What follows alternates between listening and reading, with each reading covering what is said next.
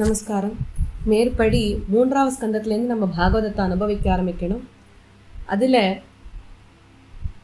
முதல் அத்தியாயம் 3வது ஸ்கந்தத்தில் எதை பற்றி பேசுறதுன்னா உத்தவரும் விதுரரும் சந்திச்சுக்கிறா. அதை பற்றின விஷயமாக தான் நாங்கள் அனுபவிக்க போகிறோம். ஸ்ரீ சுகௌவாச்ச ஏவமேதத் புரா பிருஷ்டோ மைத்ரேயோ பகவான் கில க்ஷத்ராவனம் பிரவிஷ்டேன த்யக்த்வா ஸ்வக்ருஹம் ரித்திமத். சுகபிரம்ம மகரிஷி சொல்றார், விதுரர் மைத்ரேய மகரிஷியை பார்த்து கேட்ட கேள்விகள் ரொம்ப அத்தியாச்சரியமான கேள்விகள். அவர் வனத்துக்கு போயிருக்கறச்சே மைத்ரேய மகரிஷி இடத்துல இந்த கேள்விகளை கேட்டார். யத்வா அயம் மந்திர கிருத்வோ பகவான் அகிலேஸ்வரஹ பௌரவேந்திர கிருஹம் ஹித்வா பிரவிவேஷாத்மசாத்கிருதம். விதுரனுடைய இருப்பிடத்துல தானே ஒரு சமயமும் கண்ணன் சர்வேஸ்வரன் ஹஸ்தினாபுரத்துக்கு எழுந்தருளிய பொழுது சென்ற இடம். அதனால என்னமோ தன்னுடைய வீட்டுக்கே அவ்வளோ உரிமையோட போற மாதிரி விதுரர் வீட்டுக்கு போயிட்டு வருவாராம். அந்த கௌரவ வம்சத்தை சேர்ந்த அந்த துரியோதனாதிகளுடைய இருப்பிடத்தை விட்டு அவ இவனை உபசரிக்க மாட்டா அப்படின்றது கண்ணனுக்கு நல்லா தெரியும். இருந்தாலும் ஹஸ்தினாபுரத்துக்கு போனா கௌரவாதிகளுடைய சபைக்கு தானே போயிருக்கணும். ஆனா கண்ணன் போகலை. ஒவ்வொரு தடவையும் ஹஸ்தினாபுரம் போகும்போது முதல்ல விதுரர் வீட்டுக்கு தான் போவார். அப்புறம் தான் ஹஸ்தினாபுர ராஜ்யம் எல்லாம். ஒருத்தர் தன்னுடைய சொந்த வீட்டுக்கு போனா என்ன ஒரு உரிமையோட அவ போயிட்டு வருவா, அந்த மாதிரி போயிட்டு வந்துட்டு இருந்தார். ராஜோவாச்ச குத்ர க்ஷத்துர் பகவதா மைத்ரேயேணாஸ சங்கமஹ கதாவாசஹ சம்வாத ஏதத்வர்ணயனஃ பிரபோ. விதுரரும் மைத்ரேயரும் எங்க சந்திச்சுண்டா, அவ என்ன பேசிண்டா இது சொல்லுங்கோளே எனக்கு.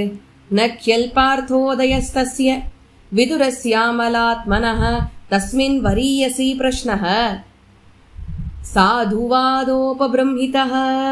நிச்சயமா அவர் சாமானிய கேள்விகள் எதையும் கேட்டிருக்க மாட்டார். அவர் கேட்டதுக்கு ஏதேனும் பிரயோஜனம் இருக்கும், அது சத்விஷயத்தை கற்றுக் கொடுக்கக்கூடிய விஷயமாகத்தான் இருக்கும். அதனால அதை பத்தி சொல்லுங்க. பரீட்சித் மகாராஜா சுகபிரம்மத்தை பார்த்து கேட்கிறார். என்ன பாருங்க, ஒரு விஷயம் கவனிக்கணும். 2 பெரியவா பேஷண்டா எப்படி இருக்கும்னு பரீட்சித் மகாராஜா எடுத்து காண்பிக்கிறார். 2 பெரியவானா என்ன, விஷயம் தெரிஞ்சவாளா இருக்கணும், சாஸ்திர விஷயங்கள் தெரிஞ்சவாளா இருக்கணும். இப்ப பராசரர் மகரிஷியும் மைத்ரேயர் மகரிஷியும் பேஷண்டா. அவளுடைய கான்வர்சேஷன்ல வந்ததுதான் விஷ்ணு புராணம் என்னும் புராண ரத்னம். சுகபிரம்ம மகரிஷியும் பரீட்சித் மகாராஜாவும் பேஷண்டா. என்ன வந்தது, ஸ்ரீமத் பாகவதம் பிறந்தது. விஷயம் தெரிஞ்சவா பேசினான்னா ஏதேனும் உயர்ந்த விஷயம் பிறக்கும். அதுதான் இப்போ விஷயம். சூதௌவாச்ச ச ஏவம் ரிஷிவரியோயம் பிருஷ்டோ ராஜ்ஞா பரீட்சிதா பிரத்யாஹதம் சுபஹுத் வித் பிரீதாத்மா ஸ்ரூயதாமிதி. சூத புராணிக்கர் இந்த விஷயத்தை சௌனகர் முதலான மகரிஷிகளுக்கு சொல்றார். ஸ்ரீ சுகௌவாச்ச யதா தூ ராஜா ஸ்வசுதான சாதூன் புஷ்ணன்ன தர்மேண வினஷ்ட திருஷ்டிஹி பிராதுர்யவிஷ்டஸ்ய சுதான் விபந்தூன் பிரவேஷ லாக்ஷா பவனே ததாஹ. உனக்கு தெரியுமா திருதராஷ்டிரர் எப்படிப்பட்ட ராஜான்னு தெரியுமா? ஏற்கனவே பிறப்பால் கண்ணு தெரியாது, ஞானமும் இல்லை, அதனால ஞானக்கண்ணும் கிடையாது. ஆக மொத்தமாவே திருதராஷ்டிரர் குருடன். அவர் தர்மத்தை சப்போர்ட் பண்றதுக்கு பதிலாக அதர்மத்தை சப்போர்ட் பண்ணி பாண்டவர்கள் மெழுகு மாளிகையில இருக்கிறச்சு அந்த மெழுகு மாளிகையை கொளுத்தி பாண்டவர்கள் அழிக்கணும்னு திட்டமிட்டு அந்த மெழுகு மாளிகை கொளுத்தினார் தெரியுமா? அப்படி யதா சபாயாம் குரு தேவதேவ்யாஹ கேஷாபிமர்ஷம் சுத கர்ம கர்ஹ்யம் நவாரயாமாஸ நிருபஸ்னுஷாயாஹ ஸ்வாஸ்திரைர்ஹரந்த்யாஹ குச்சகுங்குமானி. துஷாசனன் எப்படிப்பட்டவன் தெரியுமா? சொல்றேன் கேள். திருதராஷ்டிரன் துஷாசனன் திரௌபதியினுடைய கூந்தலை பிடிச்சு மாடியிலேருந்து சபையில அப்படி கீழே இழுத்துண்டு தள்ளுற அந்த விஷயத்த கண்டிக்கவே இல்லை. என்னமோ துஷாசனம் பண்றதுலாம் கரெக்டுன்ற மாதிரியே திருதராஷ்டிரன் உட்காண்டிருந்தார். யோசிச்சுப்பாரு, அவளுடைய குங்குமம் நெற்றியில இருந்தது. அது அப்படியே அவளுடைய கண்ணீரோட கலந்து அவளுடைய மேனி முழுவதும் ரத்தமாகவே வெளியில தென்பட்டது தெரியுமோ? அவ எவ்வளோ வலியும் வேதனையும் அனுபவிச்சு அவ கத்திருப்பள், அலறிருப்பள். அதையெல்லாம் துஷாசன் பொருட்படுத்தினானா இல்ல திருதராஷ்டிரன் தான் இந்த செயலை கண்டித்தானா? ரெண்டுமே நடக்கலையே. தியூதேத்வ தர்மேண ஜிதஸ்ய சாதோஹோ சத்யாவலம்பஸ்ய வனாகதஸ்ய நயாச்சதோதாத் சமயேன தாயம் தமோ ஜுஷாணோ யதஜாத சத்ரோஹோ. இந்த எது அஜாத சத்ரு, அஜாத சத்ரு அப்படின்னு யுதிஷ்டரை சொல்றது வழக்கம். ஏன் அப்படின்னாக்க பிறப்பிலேருந்தே யுதிஷ்டருக்கு எதிரிகள் கிடையாது. இப்போ நம்மளாம் பிறக்கிறச்சே யாரோ 2 பேர் இருப்பா, அச்சோ இந்த குழந்தை பிறந்தே ஆகணுமா அப்படின்பா இல்லையா? யுதிஷ்டருக்கு அப்படிலாம் கிடையாது. அவர் தர்மத்தை மட்டுமே கடைப்பிடிச்சவர். தர்மத்தை காப்பாற்றணும்ன்றத அவர் எந்த க்ஷணத்திலையும் பார்த்தார் பாருங்க. சூதாட்டம் ஆடும் பொழுதும் தர்மத்தை பார்த்தார். அப்படிப்பட்ட தர்மிஷ்டர் யுதிஷ்டர் மகாராஜா. யுதிஷ்டருக்கு முதல் தடவை துரியோதனன் இந்த சூதாட்டம் ஆடுறதுக்கு அழைப்பு விடுத்தான்.